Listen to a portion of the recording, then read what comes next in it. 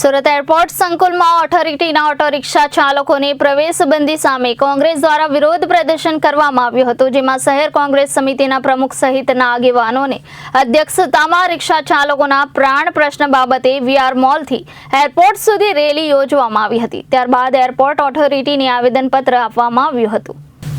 કોંગ્રેસે આવેદનપત્ર આપવાની સાથે કહ્યું હતું કે સામાન્ય માણસો પર એરપોર્ટમાં મુસાફરી કરતા હોય છે ત્યારે તેમની અનુકૂળતા માટે ઓટો રિક્ષા તેમને પરવડતી હોય છે, ત્યારે ઓટો રિક્ષા અને એરપોર્ટ સંકુલમાં દાખલ થવા સામેના ફરમાન કેમ શું આ સામાન્ય જન મધ્યમ વર્ગીય લોકોને હવાઈ મથક સુધી પહોંચવા સુવિધા ઊભી કરનારો નથી? શું ઓટો રિક્ષા ચાલકોને તેમનું ભરણ પોષણ કરવા માટે પણ અંદર પ્રવેશતા અટકાવવામાં આવી રહ્યા છે તે યોગ્ય છે તે સહિતના પ્રશ્નો કોંગ્રેસ દ્વારા ઉઠાવવામાં આવ્યા હતા। કોંગ્રેસની માંગ તરીકે ઓટો રિક્ષા ચાલકોને એરપોર્ટ સંકુલમાં સ્ટેન્ડ આપવું જોઈએ, સાથે જ સામાન્ય લોકોની જાણકારી માટે ડ્રોપ અપ ફ્રી સમયને જાણ કરતો બોર્ડ લગાવવું જોઈએ, કેટલા સમયનો શું ચાર્જ લેવો છે તેની જાણકારી આપવામાં આવે, સાથે જ મુસાફરોને એરપોર્ટથી મૂકી આવ્યા બાદ જે બેરિકેડ લગાવવામાં આવ્યા છે તે નાબૂદ કરવા જોઈએ, જેથી વાહન ચાલકોના પૈસા વધારે લેવા તથા સમયનો બગાડ પણ ન થાય।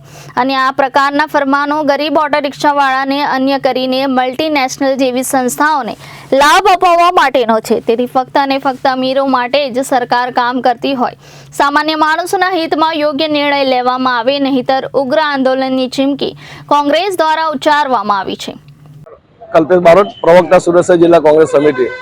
છેલ્લા કેટલા દિવસોથી સુરત એરપોર્ટ ઓથોરિટી ખાતે રિક્ષા ચાલકોને જે પ્રવેશબંધી કરવામાં આવી છે એના વિરુદ્ધમાં સુરત શહેર કોંગ્રેસ સમિતિના નેજા હેઠળ આજે અમે એરપોર્ટ ઓથોરિટીને આવેદનપત્ર આપવા માટે જઈ રહ્યા છે।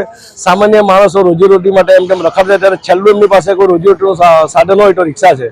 આ શહેરમાં 100 લાખ કરતાંથી વધુ રિક્ષા ચાલકો શહેરમાં રિક્ષા ચલાવતા હોય ત્યારે એ લોકોના રોજીરોટીના પ્રશ્ન બાબતે સુરત શહેર કોંગ્રેસ એરપોર્ટ ઓથોરિટીનો જે પરિપત્ર છે કે રિક્ષા ચાલકો પ્રવેશ નહીં કરો એના વિરુદ્ધમાં અમે આવેદનપત્ર આપવા માટે જઈ રહ્યા છે। વીઆર મોલ ખાતેથી અમે એરપોર્ટ ખાતે જવાના છે। 100 થી વધુ રિક્ષા ચાલકો છે અને 400 થી 500 અમારા કાર્યકર્તાઓ છે। Reporter Arvind Rathod, Janadesh news, Surat.